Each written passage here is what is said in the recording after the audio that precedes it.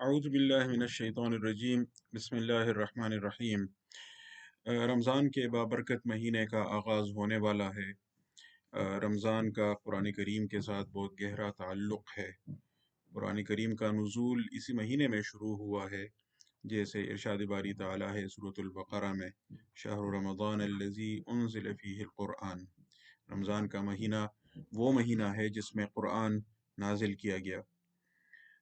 इसी तरह सूरतुल क़द्र में इरशाद होता है, इन्ना अंज़लनाहु फ़ी लैलतिल क़द्र, यकीनन हमने इस कुरान को नाजिल किया है क़द्र वाली रात में। और सूरतुद दुखान में फरमाया है फ़ी लैलतिन मुबारका, बरकत वाली रात में। अगरचे सूरतुद दुखान की इस आयत के मुताल्लिक़ बाज़ अहले इल्म की राय ये है कि इसका इशारा शाबान निस्फ़ शाबान की रात की तरफ है, लेकिन आम तौर पर अहले इल्म ने उस राय को तरजीह दी है कि इसका ताल्लुक़ भी लैलतुल क़द्र के साथ है। और जहाँ तक निस्फ़ शाबान यानी 15 शाबान की रात की फ़जीलत का ताल्लुक़ है, तो वो रिवायात पर मबनी है। उन रिवायात की सेहत और ज़ौफ़ पर भी उलमा ने बात की है, लेकिन उसकी जो फ़जीलत है तो वो रिवायात से साबित है, ना कि इस आयत से। और इस आयत का ताल्लुक़ भी लैलतुल क़द्र के साथ है जो रमज़ान में आती है।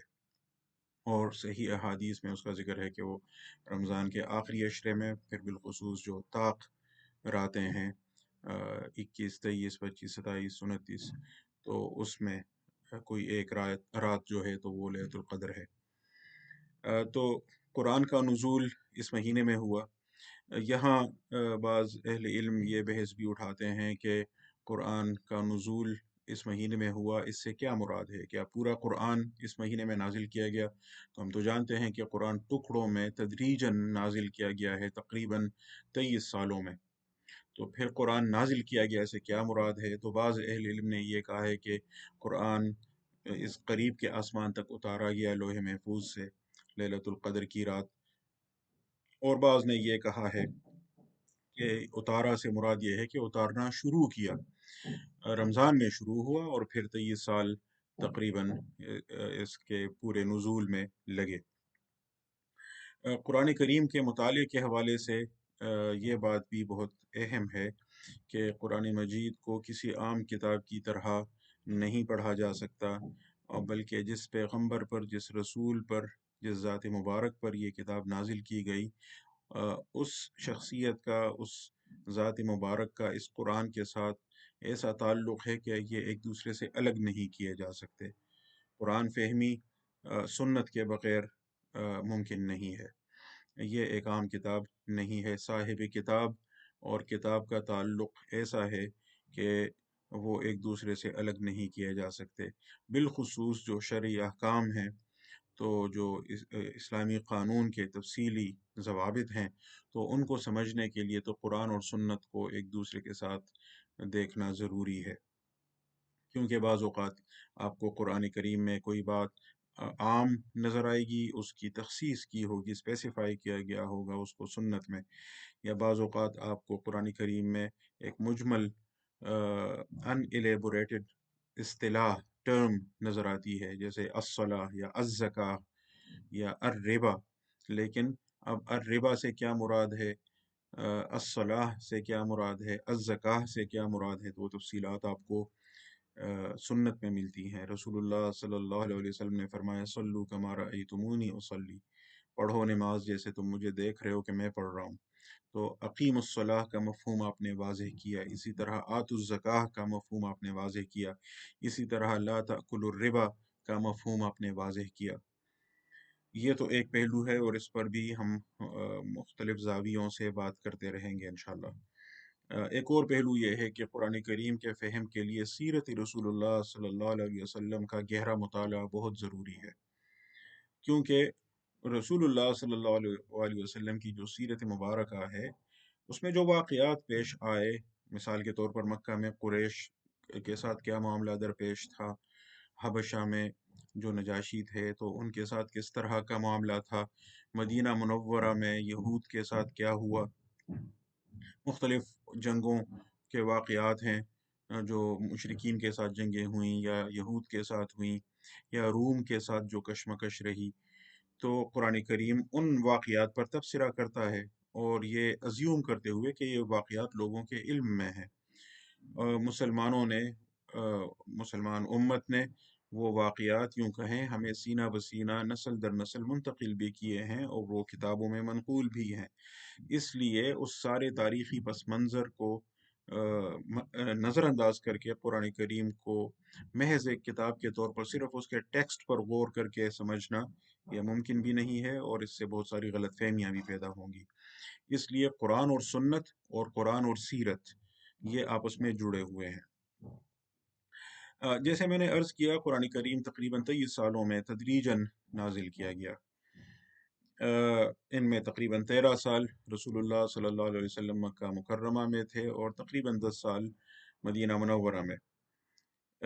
یہ صرف یعنی دو جگہوں کا فرق نہیں ہے کہ یہ مکہ ہے وہ مدینہ ہے، اور صرف موسم کا ہی فرق نہیں ہے، صرف ٹیرین کا ہی فرق نہیں ہے، صرف یہ نہیں کہ یہ پہاڑی علاقہ ہے اور وہ میدانی علاقہ ہے، صرف یہ بھی نہیں کہ یہاں کی معیشت کا انحصار مکہ میں زیادہ تر تجارت پر تھا اور مدینہ منورہ میں زیادہ تر زراعت پر تھا، بلکہ اس کے علاوہ بھی بہت ساری باتیں ہیں۔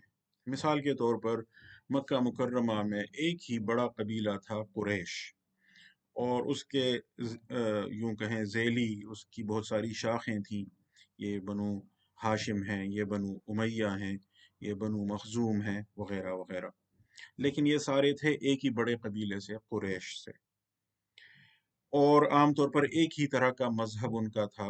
دین ابراہیمی سے ویسے نسبت وہ اپنی کرتے تھے، حضرت ابراہیم علیہ الصلوۃ والسلام اور حضرت اسماعیل علیہ الصلوۃ والسلام کی طرف اپنی نسبت کرتے تھے، اور بہت سارے امور ایسے تھے، کم از کم الفاظ ایسے تھے کہ وہ حضرت ابراہیم اور حضرت اسماعیل علیہ السلام کے دور سے ان میں رائج تھے، الصلاۃ، الزکاۃ، اور اس طرح کی بہت ساری چیزیں، لیکن اس میں انہوں نے اپنی بہت ساری خرافات شامل کر دی تھیں، بہت ساری چیزیں وہ بھول گئے تھے۔ پھر شرک بالخصوص جس طرح انہوں نے بطور مذہب قبول کر لیا تھا، بطور عقیدہ قبول کر لیا تھا، اور سینکڑوں بت خانہ کعبہ میں لا کر رکھ دیے تھے، اور ان کی پوجا باقاعدہ ہوتی تھی، باوجود اس کے کہ وہ مانتے تھے کہ زمین و آسمان کا خالق اللہ ہے، اور سب کچھ اسی کے ہاتھ میں ہے، لیکن یہ جو مختلف ان کی دیویاں تھیں اور دیوتا تھے، تو ان کے متعلق ان کا عقیدہ تھا کہ یہ اللہ سے ہماری باتیں منواتے ہیں۔ تو ایک جانب ابراہیم علیہ الصلوۃ والسلام اور اسماعیل علیہ الصلوۃ والسلام کی تعلیمات کی وجہ سے ایک یوں کہیں مبہم سا تصور ان کا یہ تھا توحید کا، لیکن دوسری جانب عملی طور پر انہوں نے جس طرح کا مذہب اختیار کیا تھا تو اس میں شرک باقاعدہ ایک عقیدہ بن گیا تھا، اور توحید خالص کو سمجھنا ان کے لیے ممکن نہیں تھا، اور وہ یہ بات مانتے نہیں تھے۔ یہ عمومی طور پر ان کا یہ مذہب تھا۔ اکا دکا آپ کو کچھ مسیحی بھی مکہ مکرمہ میں نظر آئیں گے، ایک آدھ جو خود کو نصارہ کہتے تھے۔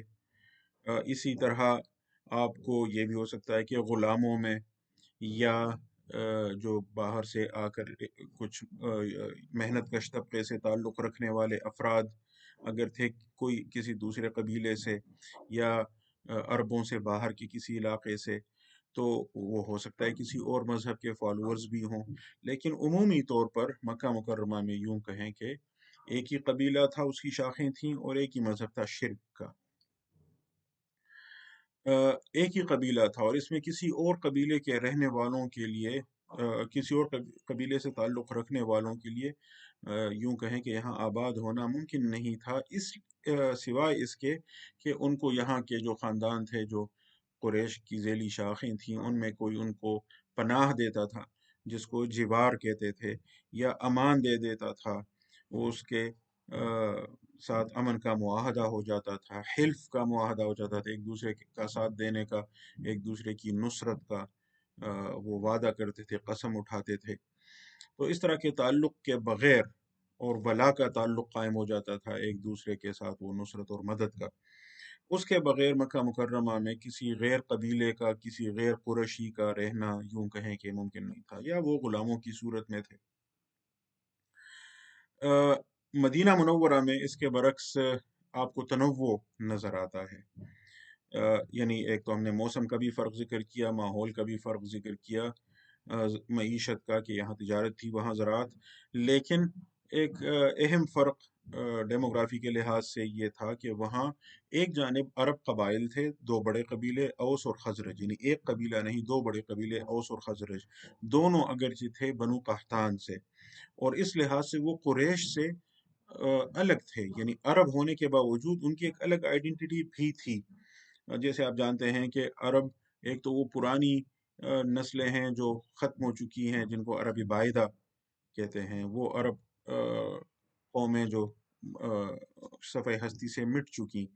लेकिन फिर उनमें जो बाकी बचे तो उनको अरब आरिबा यानी असल अरब कहते थे। और इन अरब आरिबा के साथ जब हज़रत इस्माईल अलैहिस्सलाम का रिश्ता कायम हुआ, जो एक और नस्ल से थे, ज़ाहिर है वो इस्माईल अलैहिस्सलाम तो इब्राहीम अलैहिस्सलाम के बेटे थे और वो इब्री नस्ल से थे, लेकिन जब उनका यहाँ रिश्ता हुआ और फिर उनके अरब आरिबा के साथ इस रिश्ते के नतीजे में जो अरब यानी कुरैश पैदा हुए, तो उनको अरबी मुस्तारिबा कहते हैं। तो इस लिहाज से यूं के बनु इस्माइल यानी कुरैश और ये जो बनु कहतान थे, अरब होने के बावजूद इनके अंदर एक तरह से अलग तशख़्ख़ुस का मसला मौजूद था। तो एक तो इस लिहाज से देखिए, दूसरा ये देखिए कि मदीना मुनव्वरा में यहूद भी आबाद थे जो ख़ुद को बनी इसराइल की तरफ मंसूब करते थे, और उनके यहाँ भी तीन बड़े कबीले पाए जाते थे, बनु नदीर, बनु कैनुका और बनु कुरैज़ा। तो ये तीन कबीले यहूद के थे, दो कबीले अरब आरिबा के थे, पांच तो ये हुए। इसके अलावा आपको यहाँ कुछ मसीही भी नज़र आएंगे, जैसे जिनका जिक्र बाद में आएगा कि जिनका ताल्लुक रूम के साथ था। और चूंकि यहाँ उस तरह कुरैश का गलबा नहीं था, इसलिए आपको यहाँ तनव्वु एक किस्म का नज़र आता है। मज़हब के लिहाज से भी देखें, जो अरब थे औस और खजरज तो उसी तरह शिरक पर कायम थे, लेकिन जो यहूद थे तो वो ख़ुद को अहले तौहीद कहते थे, और वो अहले किताब भी कहलाते थे क्योंकि उनके पास खुदा की किताब मौजूद थी, और उस वजह से वो खुद को इन अरबों पर फाइक भी समझते थे, इनसे बरतर भी समझते थे। तो इसलिए जब हम ये देखते हैं कि कुरान करीम का एक बड़ा हिस्सा मक्का मुकर्रमा में नाजिल हुआ और इसी तरह एक बड़ा हिस्सा फिर मक्का मदीना मुनव्वरा में नाजिल हुआ, तो मज़ामीन के लिहाज से, मौज़ूआत के लिहाज से भी हमें बड़ा फ़र्क नज़र आता है। मक्का मुकर्रमा में कुरान करीम का जो हिस्सा नाजिल हुआ है तकरीबन 86 सूरतें हैं, और बाज़ उलमा का कहना है कि 87 सूरतें हैं। ये मक्की और मदनी की तक़सीम पर भी हम अलग से इंशाअल्लाह गुफ्तगू करेंगे, लेकिन बुनियादी बात याद रखिए कि जिन सूरतों का नुज़ूल रसूलुल्लाह सल्लल्लाहु अलैहि वसल्लम की हिजरत से पहले हुआ, मदीना मुनव्वरा की तरफ हिजरत से पहले, तो उनको मक्की कहा जाता है, खा उनका नुज़ूल मक्का के अंदर हुआ हो, मक्का से बाहर हुआ हो। इसी तरह जिन सूरतों या आयात का नुज़ूल रसूलुल्लाह सल्लल्लाहु अलैहि वसल्लम की मदीना मुनव्वरा की तरफ हिजरत के बाद हुआ, तो उनको मदनी सूरतें या मदनी आयात कहते हैं, खा उनका नुज़ूल मदीना मुनव्वरा के अंदर हुआ हो या बाहर हुआ हो। तो सवाल ये है कि ये जो हिजरत मदीना है, ये क्यों एक फारिक हुआ, यानी इसने क्यों लाइन ड्रॉ कर ली है कि इससे पहले कुरान का जो हिस्सा नाजिल हुआ उसको हम मक्की कहते हैं, और उसके बाद जो हिस्सा नाजिल हुआ उसको हम मदनी कहते हैं। ये तकसीम हम क्यों करते हैं? मौज़ूआत के लिहाज से भी और मवाद के लिहाज से भी, मुखातबीन के लिहाज से भी काफ़ी फ़र्क पाया जाता है। और एक बुनियादी फ़र्क तो बिल्कुल ज़ाहिर व बाहिर है कि मक्का मुकर्रमा में मुसलमान ऑप्रेस्ड थे, मज़लूम थे, मक़हूर थे, मजबूर थे, उन पर जुल्म हो रहा था। मदीना मुनव्वरा में अल्लाह ताला ने उनको क़ुव्वत और सल्तनत अता की। वहाँ रसूलुल्लाह सल्लल्लाहु अलैहि वसल्लम रसूल भी थे, नबी भी थे, लेकिन साथ में हुकूमत के सरबराह भी थे। वहाँ उन्होंने अपना नज़्म हुकूमत भी कायम किया। इसलिए बहुत सारे अहकाम ऐसे नाजिल हुए मदीना मुनव्वरा में जिनका ताल्लुक नज़्म हुकूमत के साथ है, यानी जिनका नाफिज करना हुकूमत की जिम्मेदारी है, और इस वजह से उन अहकाम का नुज़ूल मक्का मुकर्रमा में हो नहीं सकता था क्योंकि वहाँ हुकूमत मुसलमानों की नहीं थी। یہ اصل میں وہ بات ہے جس کو بعض لوگ بہت سادہ انداز میں پیش کرتے ہیں کہ مدینہ منورہ میں جو صورتیں نازل ہوئی ہیں تو ان میں احکام ہے اور مکی صورتوں میں احکام نہیں ہے. نہیں، ایسا نہیں ہے. مکی صورتوں میں بھی آپ کو احکام ملتے ہیں بھائی. جب 13 سال رسول اللہ صلی اللہ علیہ وسلم پر قرآن نازل ہوتا رہا اور آپ کے ساتھ ایمان لا کر آپ کے ساتھ اکٹھے رہے، تو انہوں نے کچھ احکام پر عمل تو کرنا تھا نا. نماز انہوں نے پڑھنی تھی، اس طرح اور بہت ساری عبادات کرنی تھی. اس طرح ان کی اخلاقی تربیت کے لیے مختلف احکام کا نزول تو وقتاً فوقتاً ہوتا رہا. مکی صورتوں میں ان احکام کا ذکر ہے، لیکن وہ احکام جن کا نافذ کرنا حکومت کی ذمہ داری تھی، ان کا نزول مدینہ منورہ میں ہوا. اچھا، درمیان میں ایک اور ہجرت بھی مسلمانوں نے کی حبشہ کی طرف، جو وہاں عیسائی یا مسیحی حکمران کی حکومت تھی. یہ جو حبشہ کی طرف ہجرت ہے اور مدینہ منورہ کی طرف ہجرت ہے، ان میں فرق کو بھی سمجھنے کی ضرورت ہے. حبشہ کی طرف جو ہجرت تھی وہ یوں کہیں کہ ظلم سے بچنے کے لیے بعض مسلمانوں نے اپنا ایمان بچانے کے لیے، اپنا دین بچانے کے لیے، اپنے دین پر عمل کرنے کے لیے وہاں کا رخ کیا تھا، کیونکہ رسول اللہ صلی اللہ علیہ وسلم نے ان کو فرمایا تھا کہ وہاں کے جو حکمران ہیں وہ منصف مزاج ہیں، وہ لوگوں پر ظلم نہیں ہونے دیتے، اور وہاں آپ اپنے عقیدے کے مطابق اپنے دین پر عمل کر سکتے ہیں. تو کئی مسلمانوں نے حبشہ کی طرف ہجرت کر لی تھی.